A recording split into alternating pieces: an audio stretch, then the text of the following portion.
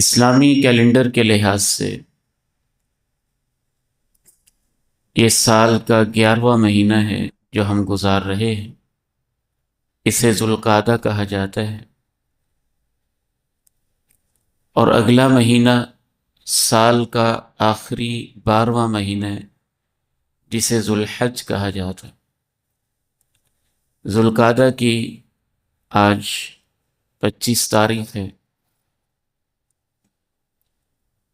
اگر 29 دن کا مہینہ ہو تو منگل بدھ کی درمیانی رات چاند نظر آ سکتا ہے۔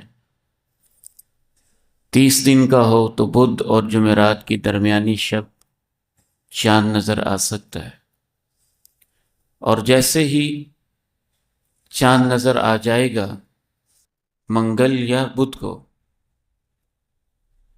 تو ہم ایک ایسے عظیم مہینے کے اندر داخل ہو جائیں گے جسے ذوالحج کہا جاتا ہے، اور ذوالحج کے پہلے 10 دن بالخصوص بہت ہی زیادہ عظمت، بہت ہی زیادہ شان اور بہت ہی زیادہ مقام والے ہیں۔ ان 10 دنوں کی جو بہت ساری خصوصیات ہیں، ان میں سے ایک خصوصیت تو یہ ہے کہ پورے سال کے اندر کسی بھی نیکی کا اتنا ثواب اور اللہ کو وہ نیکی اتنی پیاری نہیں لگتی جس قدر اللہ رب العزت کو ذوالحج کے 10 دنوں میں اللہ کو نیکی سے پیار ہوتا ہے۔ یہ اللہ کی مرضی ہے نا، جیسے چاہے وہ شان دے، جس دن کو چاہے، جس رات کو چاہے۔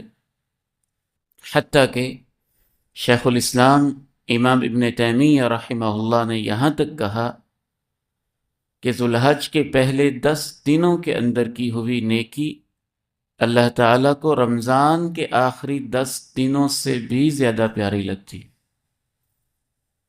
کیونکہ رسول اللہ صلی اللہ علیہ وسلم نے ارشاد فرمایا کہ کوئی بھی عمل جتنا اللہ کو ان 10 دنوں میں پیارا لگتا ہے کسی اور دن میں نہیں لگتا۔ تو صحابہ نے پوچھا باقی دنوں کا جہاد بھی نہیں؟ فرمایا جہاد بھی نہیں، الا کہ کوئی ایسا شخص جو میدان جہاد میں نکلا پھر واپس نہ آ سکا، اپنا مال بھی اس نے اللہ کی راہ میں لوٹا دیا اور اپنی جان بھی اس نے تڑپا دی، تو اس کی شان ہی اور ہے۔ اس کے علاوہ کوئی بھی عام دنوں کی نیکی جو منگل یا بدھ سے شروع ہونے والے ذوالحج کے پہلے 10 دن ہیں، ان 10 دنوں کے برابر نہیں ہو سکتی ہے۔